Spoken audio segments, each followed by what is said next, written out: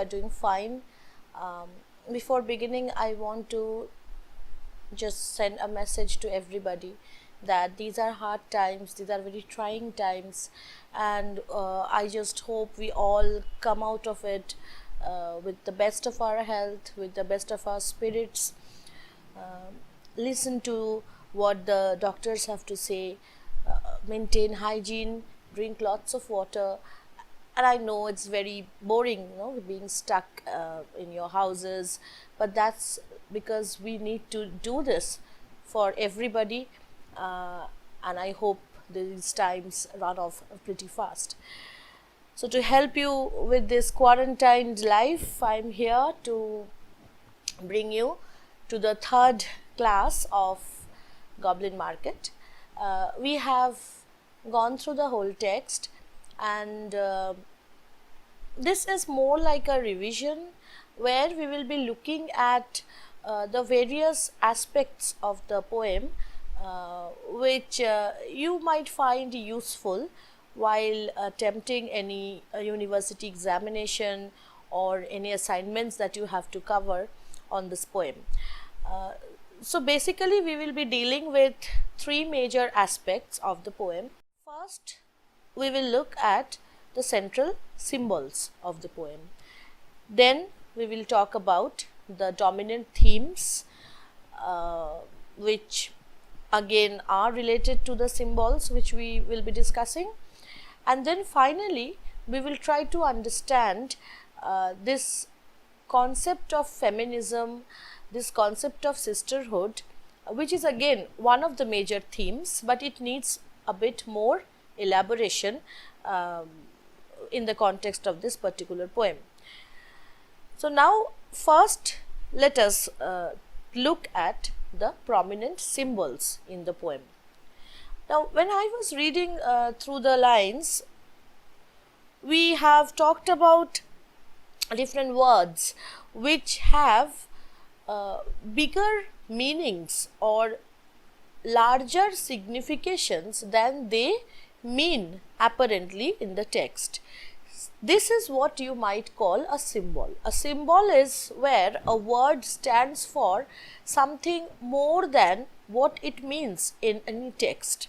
Alright, so symbol is understood in terms of how you experience a certain emotion, a certain word, and it is not just a personal emotion that I am talking about. When a word gains a symbolic significance, it is because more than 100, more than 1,000 number of people look at that word in that particular way. So symbols gain their signification by you can say a universal sanction of a huge chunk of civilization. All right. When we look at the text, we will find that there are two kinds of symbols. A set of symbols which are very prominent ones, which you can identify on spot, and another set of symbols are there which are a bit more vague, and you can call them subtle, and you get to them by the process of derivation. You end up understanding them in a bit roundabout way, not in a very direct way. And some of them have become important. Ironically, they were not so very important or potent during the time the poem was written, but over the passage of time, in the context of 21st century, these symbols have gained signification. So that is another interesting point we will see. So first we will talk about the prominent symbols. The most prominent direct symbol which Rossetti uses is the symbol of the fruit. Now it is loaded with biblical ethos. All right, it is equated with the forbidden fruit that Eve plucked from that tree of knowledge, and what is important here is that Rossetti is talking about the taste being forbidden all right, the taste being an important element here and not the fruit itself, which Milton also does in Paradise Lost. He talks about the mortal taste. Fruit becomes more than just something you eat, you consume, you gain nutrition from. Ironically, now fruit is something which we look at in a positive way. It is a positive image, it's a positive symbol of health, of nutrition, of something which you think has a lot of natural element in it, all right. But here that meaning is inverted. So you see how Rossetti is basically taking up natural images and turning them into something which they do not actually mean in real world. So here the fruits become something very vicious, something very evil, instead of being something which provides nourishment, which provides nutrition, all right. But when she mentions the names of the fruits, they are ordinary names, they are not unnatural names, they are not fruits which you have not heard of. So they are very normal fruits, but because their origin is again in some summer meadow which we are not sure of, therefore it is seen that we have a doubt about their positivity. So fruits which normally are positive symbols become negative symbols here because they represent temptation, all right. And because the fruits have this negative connotation, become negative symbols, therefore the goblins who are offering these fruits, they also become, you can say, an extension of the Satan figure, all right. So you see how this whole mental frame is created, okay. Now I want you to remember one word which I will be using now, because this is one word which you will keep on hearing when you go on studying literature, and it is a very important word. You should remember this. This word is archetype. Now, what is an archetype? As per psychoanalytic theory of Jung, archetype is a primitive mental image inherited from the earliest human ancestors, all right, and it is present in the collective consciousness. Now what did I just say? Let's go back to the definition and try to understand it, because it's going to be very important when we go to the next section. Archetype is a primitive mental image, which means that it is an image which is there in your minds not because of your personal life or experiences, but because throughout history human beings have gathered those images as a collective experience. So those images become part of a collective consciousness, all right.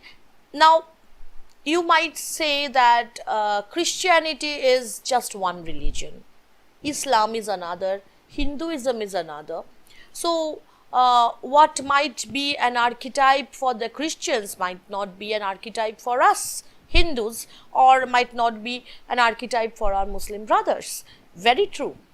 But when we talk about a Christian writer, maybe she is not a devout Christian, but she will talk about images in terms of the archetypes which she identifies in her community, all right. So we can say that in analyzing the goblins, in analyzing Christina Rossetti's poem, it is not wrong to say that she is directing the symbol towards a Christian allegory, all right, which is also you can say very closely related to the story of Genesis, which the Jews follow, which is a part of the Islamic texts. So these are archetypes. So whenever we talk about goblins being extension of Satan or a Satan figure, we talk about the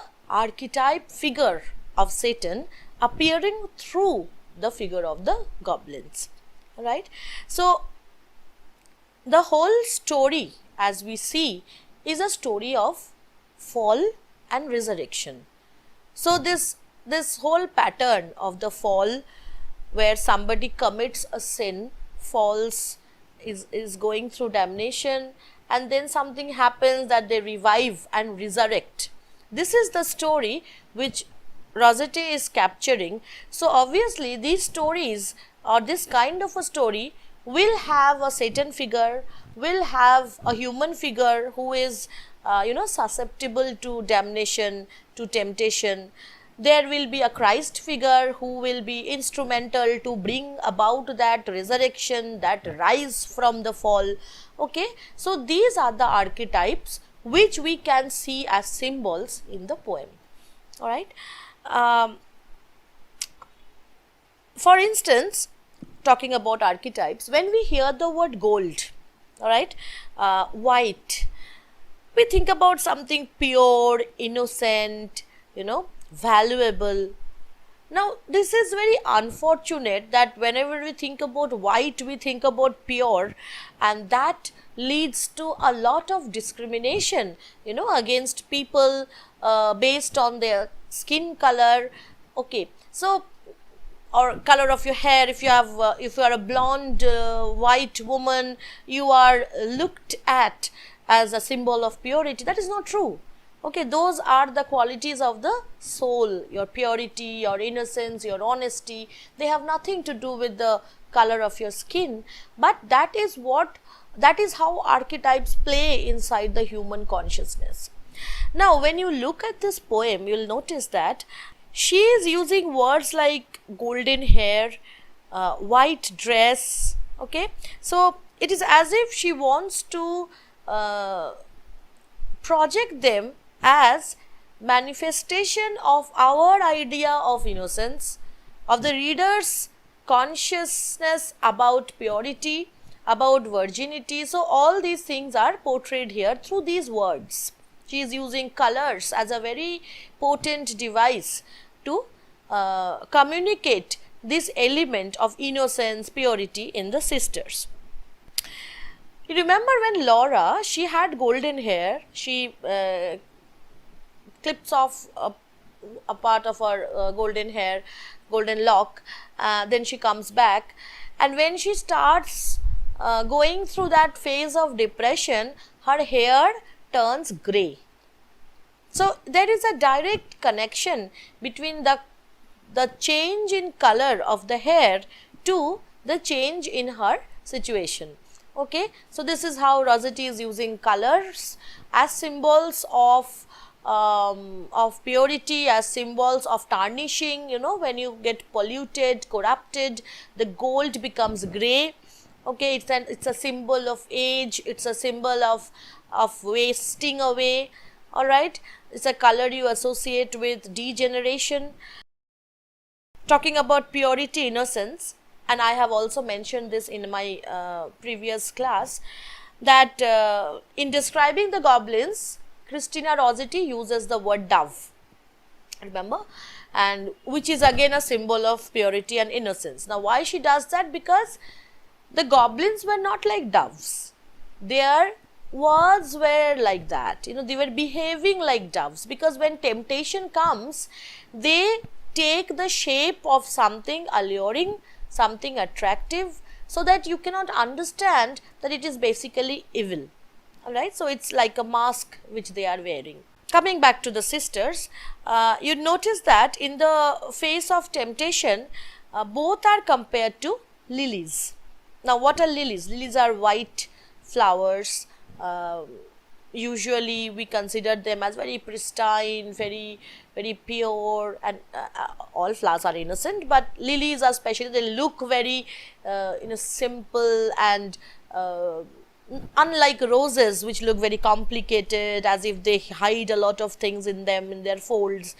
With lilies, you have this essence of purity and whiteness. So both the sisters are compared to lilies, but there is a difference. Now here I want you to focus. Laura is a lily from the beck. Now beck is a mountain stream, and a lily which is blooming beside a mountain stream, it's not something which is facing a lot of resistance. It's facing a smooth flow of water and it's not facing any resistance at all. So what we have is that when Laura goes to encounter the goblins, she is not fighting against herself. So she is like a lily in the beck, curious, raising her head like that. But when Lizzie is described, she is described like a lily in a flood. So while Laura represents a purity which is fragile, it can be broken, Lizzie stands strong and resists. So you see, the same image, the same symbol is used in a different way by placing them in different contexts. Alright. Now I'll come to the episode where Laura clips off her lock. We have already seen how golden lock is again a symbol of honor. So once she is clipping off that lock, it becomes a symbol of a dishonorable exchange. Why dishonorable? Because it is as if she is offering a part of her body to gain a favor. So she is equated with a fallen woman, a prostitute, a person who has no value for honor, alright, that kind of a woman. And in Victorian times, in any case, loose hair was associated with dishonorable women. You cannot, even in our Indian society, we find that it is said that in the evening women should tie their hair because otherwise evil spirits will dawn on them, and if you have long hair you should definitely tie them up. So all these things are there in archetypes, in the universal subconscious, I would say, that these images are there in the poems which are taken from real life experiences that Rossetti, of course, understood. When Lizzie was attacked by the goblins, there also we find that the goblins, they forcefully plucked out strands of hair from her head, but because it was not a voluntary giving up, or it was not a voluntary surrender, therefore her hair does not turn grey. Alright, so in her case it was resistance that is given focus here, while in case of Laura there was no resistance, she was lily in a beck, and her offering of lock is seen as a dishonorable act. Another archetype which I found very powerful is the archetype of Corpus Christi. This is also something we have talked about. Now because this is a revision session, I have to repeat a lot of things which you have already heard from me, but it's better to go over them again. In case of Lizzie, we find that she is offering her body to Laura at the end so that Laura could taste the fruit juices from her, and she is actually asking her to eat her. Okay, make much of me, that is what she says. So here we find that Laura is emerging as a Christ figure. Alright. Now that we have covered these basic symbols, I am sure you will identify a lot more if you go through the poem in a more detailed manner, and there are very good articles. If possible, I'll give I'll share with you the links in the description box, where you will see how different words add up to the symbolic undertones. Now that we have covered some basic symbols, now let's see how they contribute to bring out the important themes. Now, looking at the poem on a very cursory level, we can identify important themes which are covered in the poem, which we find there in the poem. And I'm sure I don't need to go in detail into each. I'll just go over the themes again so that you'll understand how you relate them. You see, temptation, fall, redemption, this we have already discussed, that the journey of Laura is one of temptation and fall. The journey of Lizzie is one of redemption. Uh, Innocence experience, yes, there is also this duality in this poem, that is the poet actually encouraging us to believe that innocence is something good, experience is something bad. It's not like that. It's, you remember William Blake, you remember his contention in The Tiger. What did he talk about? He said that there are darkness all around us, lurking all around us in the forests of the night, but it takes a tiger to fight that darkness, all right, and to bring about a reversal of the suffering through the suffering. So he is not anti-experience, William Blake. He is talking about innocence and how experience corrupts it, but he is also looking forward to a redemption. Beyond experience is your redemption. All right, this is what probably was the final message of Paradise Lost as well, that hand in hand they went down from the paradise. It was not dejection totally. They were looking forward to something, and there was this always a greater man who is going to come and redeem them. So this concept of temptation, fall and redemption is intimately related to the concept of innocence and experience, which is again related to the question of choice. All right, and what are the two things that happen in the poem? Two women, they exercise their choices. First, Laura exercises her choice, and then Lizzie exercises her choice. In both cases, the temptation was the same thing. All right, the fruits of the goblins, or the taste of the fruits of the goblins. But the motive was different. For Laura, it was a curiosity, it was a desire to gratify herself.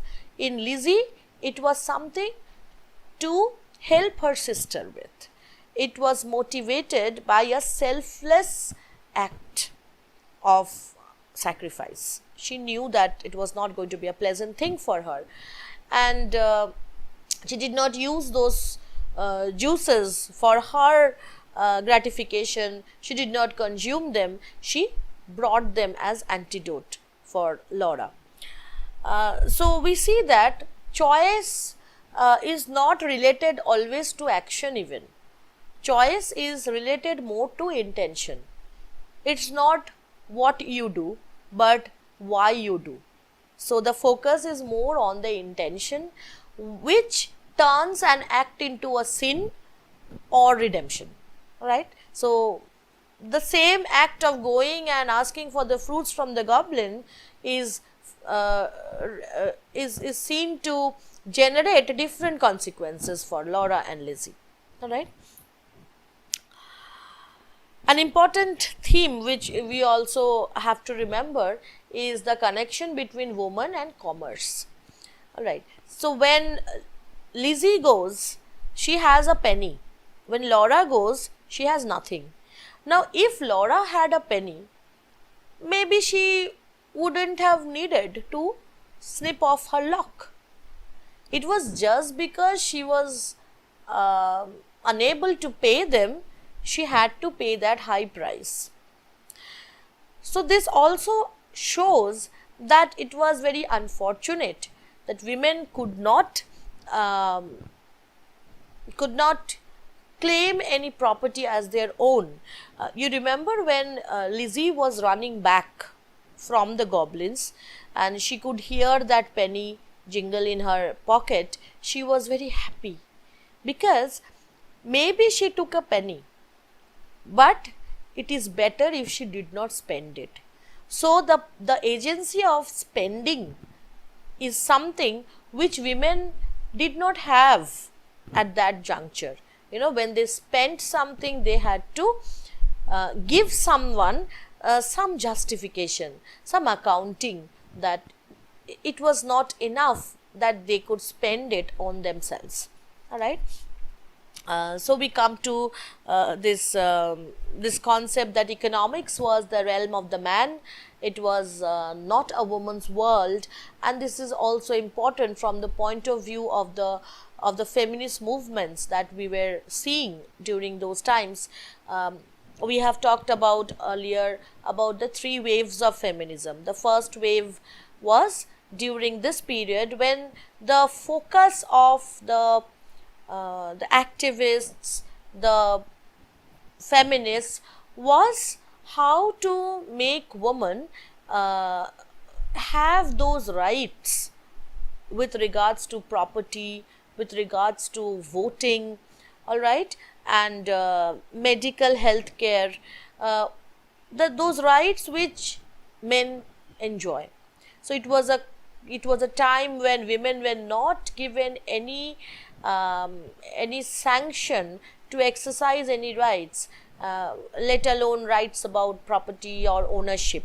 So when you want to buy goblin fruits, it becomes difficult for you to have any money with which you can buy that. So you will have to go for it is like a black market of the body which you have to go for. Now these were the prominent themes. Another important aspect of the poem from an examination point of view is you might be asked questions on the structure of the poem or the style of the poem, all right.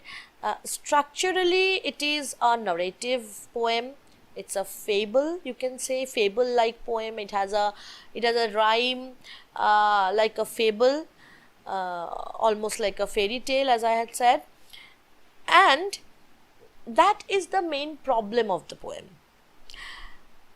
Why? Because usually there is a direct connection between form and content, all right. When you write a fable, you use the fable like rhyme. When you write an epic, you use the heroic meter. When you write a sonnet, you use iambic pentameter, and that's it. That creates no confusion, okay, because iambic pentameter is called a love meter, and so it goes with the love sonnet kind of a poem. But when you are writing a fable, you are expected to write about, about heroic fables where a man goes, does something heroic, comes back. But here what Rossetti is writing about, the content is pretty dark. It is not a fluttery content. The content is full of foreboding, the content is full of inner meanings, messages. So there is a dichotomy, there is a disparity between the form of the poem and the content of the poem, all right. Form wise it's a fairy tale, content wise it talks about sexually suggestive situations. So Rossetti, what in this poem happens is that she is ending up portraying desire, not a woman's forte, okay. Desire is something which a proper maiden should not express. Now being a narrative poem, this poem implies the presence of a heroic character, of some heroism. Then who is heroic here? Now that is again very interesting. Rossetti is giving you a fable where she is presenting a woman with the desire as a fallen woman, and unlike the usual representation of a male figure, a knight in shining armor coming and resurrecting that fallen woman, she does nothing like that. She offers another woman figure as the redeemer, all right. So this is where she is different from conventional narrative poets, that she is giving you the allegory of Adam and Eve, the storyline of Adam Eve, but there is no Adam. So she is subverting the allegory. Subverting means when you deviate from a course, when you present something differently, that is subverting. The man is replaced by a woman with power of acting, agency. So on one hand, she is questioning agency. On another hand, she is celebrating agency. Alright. So, Laura's agency is questioned, Lizzie's agency is celebrated. Alright. Agency means the power to act. Now, another very interesting thing that comes to my mind is that these two sisters, you can see them not as two different individuals, they are like two aspects of one individual. There is this feminine instinct of Laura, which she writes about, that she is curious, okay, she defies logic, she craves for something which doesn't belong to her, okay. So, these are the emotions people usually associate with women, wrongly, but people do. On the other hand, what does Lizzie represent? Lizzie represents logic, wisdom, a kind of bravery that forgets the well-being of herself and goes for the well-being of her sister. That kind of a self-sacrificing bravery, almost like a knight. She goes. So this is what Lizzie represents. She represents the male counterpart, again in that universal consciousness. Okay, it's not like women are not brave, it's not like women are illogical, but I am talking about the universal consideration of the feminine as something dark, something illogical, something instinctive, impulsive, somebody who only listens to what her instincts tell her. And the male figure is the heroic figure, the savior figure, the logical figure. But in this poem, both the figures are females. So Rossetti is talking about the possibility of these two aspects to reside in a woman figure. Alright. Now this is also an affirmation of the concept that one is not born a woman, one becomes one. So a woman may be impulsive, selfish, self-centered, or she may be sacrificing, logical. So she can be anything. Gender is something which society imposes upon you. And here we find two women who are binary opposites to each other, which show that ultimately there is nothing called womanness, alright, or essentially woman nature in any human being. Alright. Feminist critics would find Rossetti suffering from an anxiety of authorship too, because when you are a woman writing at a time when property rights were not given to you, when you didn't have voting rights, at that time when we find women novelists hiding behind pseudonyms because they were unsure of how society would accept their writing. Writing at that time, the question of authorship was an important question which Rossetti had at the back of her mind, I am sure. And on one hand, she takes the figure of Lizzie, somebody who follows the codes of society, and puts in her those qualities of logic, bravery, self-sacrifice, which women were not associated with according to social idea. Alright. Therefore, she goes beyond her domestic life to almost become bisexual, or rather I would call androgynous. Andro means male, genus is female, so androgynous is when you have qualities of both man and woman. Now talking about this aspect, I would also want you to focus on how while Lizzie and Laura are presented as sisters, and there we have this bond of sisterhood, which is a redemptive bond, we have the bond of brotherhood also shown when goblins are described. Remember, queer brother, sly brother with sly brother. So it is as if Rossetti is not just playing with the duality of Lizzie Laura, she is also talking about the binary opposites of brotherhood versus sisterhood. Alright. So, when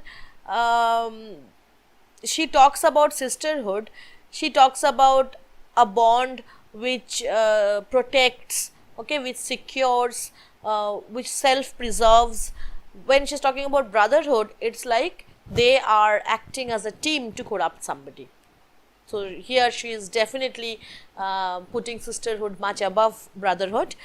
Now it will be improper to conclude this session without mentioning a very important word, the Pre-Raphaelite brotherhood. Now the Pre-Raphaelite brotherhood is something that Rossetti was pretty close to. Alright. Christina Rossetti was the daughter of Gabriel Rossetti and sister of Dante Gabriel Rossetti. Now this Rossetti family, along with some other people, there were people like Holman Hunt and a few other people who were mostly painters, some of them were poets. They started a movement during the Victorian Age. Their point was that they wanted to go against the concepts of art which were introduced by Raphael during Italian Renaissance. Raphael was a painter who talked about form, about compatibility between form and content, alright, which means that if you are drawing something, painting something, your content should be in line with the way you are presenting it, alright. So he had these notions about fixity of form and content, about certain codes that an artist should follow. Now Pre-Raphaelite brothers, they wanted to go to a time before Raphael, pre-Raphael, so that they could experiment with art, with literature, and introduce elements of sensuousness, something which appeals to your sense organs, and they focused on real life experience more than any codes that an artist should follow, because they never wanted to equate art with morality, alright, or with conventional thinking. So art doesn't have to be something which instructs you. Okay. Christina Rossetti was very much influenced by these thoughts, and in her writing, in this poem, we find that she is deliberately using sensuous images to show you, instead of describing to you, what Lizzie was going through, what Laura was going through. So she believed that poetry is like a painting where the artist should be honest in representing what they are writing about. Okay, so it's more like a drama unfolding in front of you. She is not passing any judgment as yet. Yes, there is a moral message that sisterhood is protective. You should not, put your honor at stake for experiences which might harm you. There is a moral message. She cannot totally do away with it. That is something true. You might say that she is also passing judgment on Laura. Why? Is it not right for women to have desires? Why will it be wrong for her to go for that experience? But you have to remember that she was writing during the Victorian times. It's like things which we can ask now, things which we are comfortable in talking about now, those were unthinkable during those times.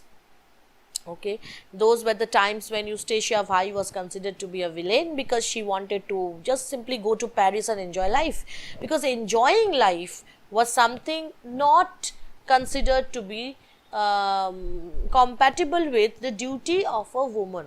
If you are a woman, you cannot enjoy your life. You should be dutiful. You should do your domestic chores. At the most, you can write a bit, you can publish a bit, that too under a woman, under a man's pseudonym. So that was the limited area in which women had to function. So from that perspective, Christina Rossetti was still breaking a lot of boundaries when she was trying to prove that a woman is capable of protecting another woman, okay, and she doesn't need a man, as it were, because male qualities are not something which are possessed only by men. Okay, so these are steps that women were taking, which eventually led to the final revolutions which we now see as feminist movements, right? So I hope this revision class would be useful for your understanding of the poem, and I hope you stay very safe in your homes and continue studying. And till then, stay safe, stay hydrated, and stay clean. Bye.